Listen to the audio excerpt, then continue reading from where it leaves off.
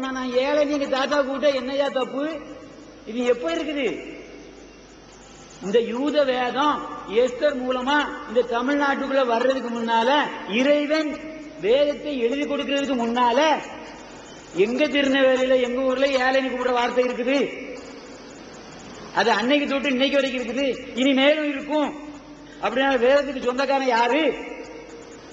திருநெல்வேலிக்காரன் தான் சொந்தக்காரன். வேற எவனும் என்கிட்ட வந்து சொல்லக்கூடாது, நான் தான் சொந்தக்காரன் சொல்ல வரக்கூடாது. ஏழு எவன் சொல்றேன் அவன் தான் இந்த ஒரு நாட்டுக்கு சொந்தக்காரன். நான் சொல்றேன், ஏழு எண்ணி எவன் சொல்றானோ அவன் வாயிலிருந்து எப்ப பார்த்தாலும் ஏழு ஏழு எப்ப வாயில வருதோ அவன் தான் கடவுள்.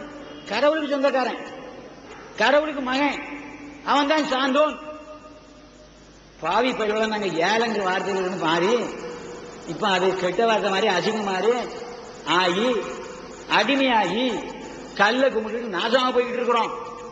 நான் இல்லை.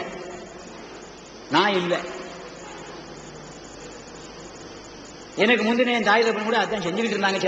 சில காரியங்களை அதாவது பழக்க தோஷம் அடிமையாகிவிட்ட காரணத்தினால அவன் தன்னை, என் தாய் தப்பன் தன்னை அறியாம, தாய் தப்பனை என்ன முன்னோட சொல்றேன், விவரம் தெரியாம இன்னைக்கு அசிங்கத்துக்குள்ள போயிட்டு இருக்கான். ஆனா பண்பாடு மாறல. என்னுடைய திருநெல்வேலியில கிறிஸ்தவ பண்பாடு மாறல, கடவுளுடைய பண்பாடு மாறல, கடவுளுடைய பண்பாடு மாறல. என் ஊர்ல இருக்கிற முஸ்லிம்கள் மற்ற முஸ்லிம்கள் செய்யற மாதிரி திருமணம் செய்யறது இல்ல. மாம மகளை தவிர அத்தை மகளை தவிர கல்யாணம் பண்ண மாட்டான். மற்றவங்க பற்றி எனக்கு தெரியாது. ஐயா சில காரியங்கள் சொல்லிக்காங்க. ஆம்பூர்காரரு அவங்க எப்படி சொல்லுவாங்க, ஐயோ உங்க கலாச்சாரம் பொல்லதா இருக்கேமாங்க. ஐயா நான் என் தம்பி வீட்டுக்குள்ள போக மாட்டேன், கல்யாணம் பண்ண மாதிரி சொன்னேன். என் தம்பி என் வீட்டுக்கு அவன் கல்யாணம் பண்ண என் வீட்டுக்குள்ள வர மாட்டான்னு சொன்னேன். போமான்னு கேட்டாரு. இல்ல, அதுதான் எங்களுடைய பண்பாடு, அதுதான் எங்களுடைய கலாச்சாரம், சத்திரிய குலத்து கலாச்சாரம். அதுதான் நாட்டு ஆண்டவன் அப்படித்தான் இருந்தான். எங்களுடைய ராஜாக்கள் அடிமையாகிட்டான்.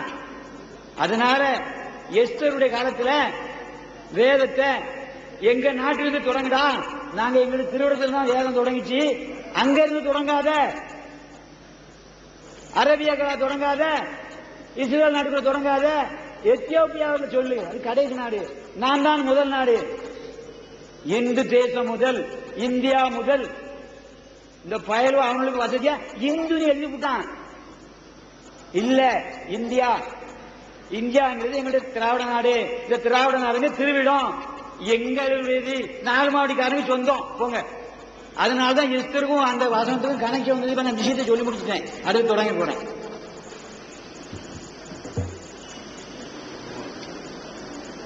இந்த வேதம் கிறிஸ்துக்கு பின்னால ஏறத்தாழ எனக்கு சரியா தெரியும். நான் இலக்கியவாதி இல்ல, எனக்கு நான் மளிகை கடைக்காரன்.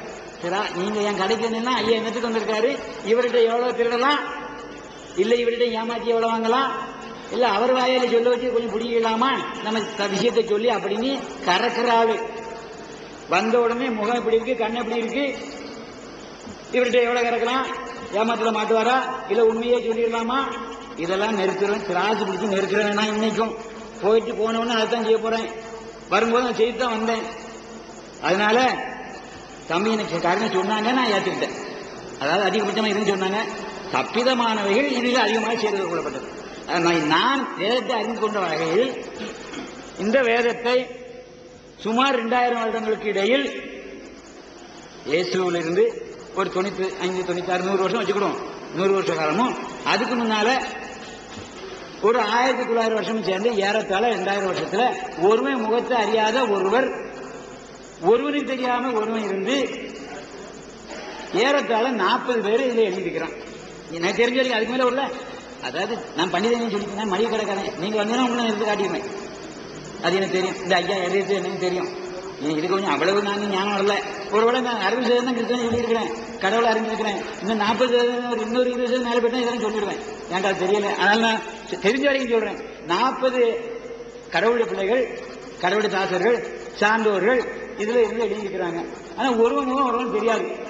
அவனுக்கு என்னென்ன கொடுக்கப்பட்டதோ அதை எழுதியிருக்கிறான். எதை குறித்து?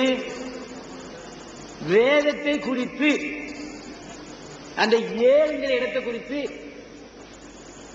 ஏழு என்ற இலக்கிய குறித்து இந்த 40 பேரும் ஒருவருக்கு முகம் தெரியாம எழுதியிருக்கிறான். இதுல ராஜாவில இருந்து மாடி நீச்சி ஆடி நீச்சி வரைக்கும் இருக்கிறான். இத்தனை டைட்டில் அங்க இருக்குது. எனக்கு பேர் பேரா சொல்றதுக்கு எனக்கு ஞாபக சக்தி போன காலத்துல நான் பைபிளை படித்தேன். 40 பேர் தான் படிக்க ஆரம்பித்தேன்.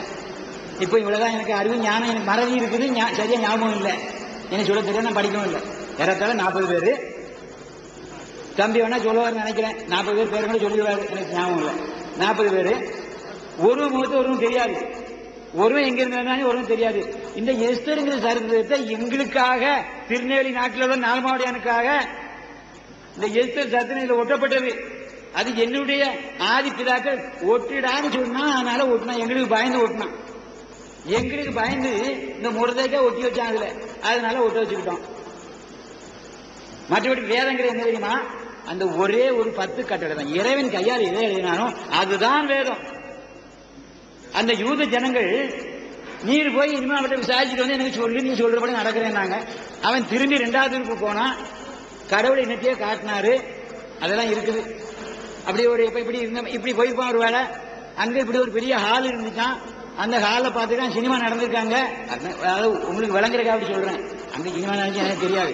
அங்க என்னத்தையோ ஒண்ணு பார்த்தேன், காட்சிகளை பார்த்த காரியத்தை இப்ப நான் போயிட்டு ஜனக்கு ஆசிரியர் இருக்காரு. இப்ப இதெல்லாம் குறித்து என்ன எழுதுவாரு? பக்கமா 6 மாதம் எழுதுவாரு. பாருங்க வேணா, இப்ப 4 நாள் நடந்திருக்கு இல்லையா? 4 நாள் நடந்தது என்ன எழுதுவாரு? 6 மாதம் எழுதுவாரு. இந்த ஒரு தலைப்பை எவ்வளவு நாளைக்கு எழுதுவாரு நினைக்கிறீங்க? 92 பக்கம் இருக்கியா? நான் 3 பக்கத்துல 1, 2, 3 பக்கத்துல எழுதியிருக்கேன் இந்த கருத்தை. எனக்கு அவ்வளவுதான் வியாபாரி, எனக்கு தெரியாது. அவர் பண்டித நிபுணர், கருத்து உடையவர், பல இலக்கியங்களை கற்றவர், எடுத்து வீசினார் என் தம்பி அசங்குத்தூஷ். ஐயாவை நான் படிக்க சொன்னா இதை படிக்க முடிக்கிற எத்தனை நிமிஷம், ஒரு பக்கத்தை எத்தனை நிமிஷம் படிக்கணும்னு சொல்லுங்க. சுமார் 2 நிமிஷத்துல படிக்கிறீங்களா?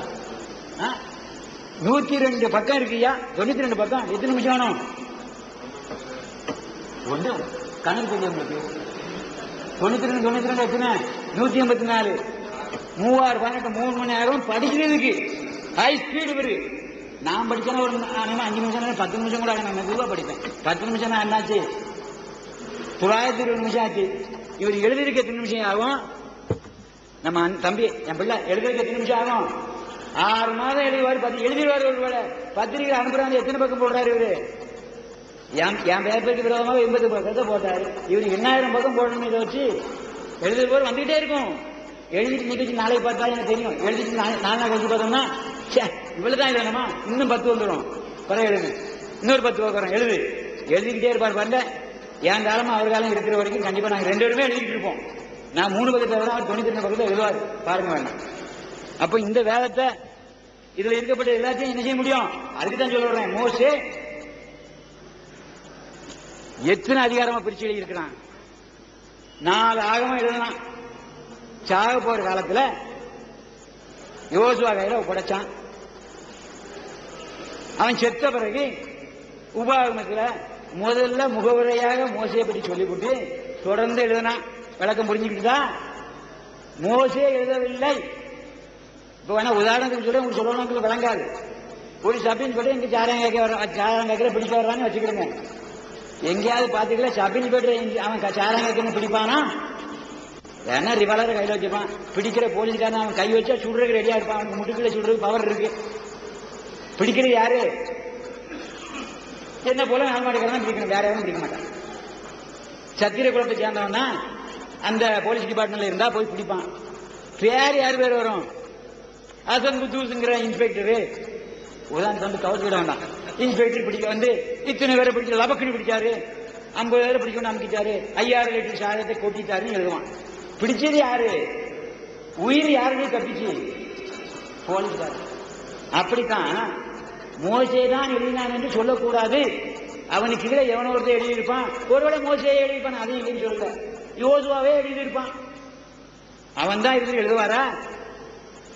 இப்ப தம்பிக்கு அவர் தான் எல்லாம் செய்யறாரா? பின்னால ஆள் இல்லையா? அவருக்கு கைடன்ஸ் கொடுக்க ஆள் இல்லையா? எழுதி வைக்கணும் ஆள் இல்லையா? அதான் அன்னைக்கு நடந்திருக்கும். இதான் நடந்தது. உவாகம தோணும் மோசை எழுதுற செத்து போய் எழுதல.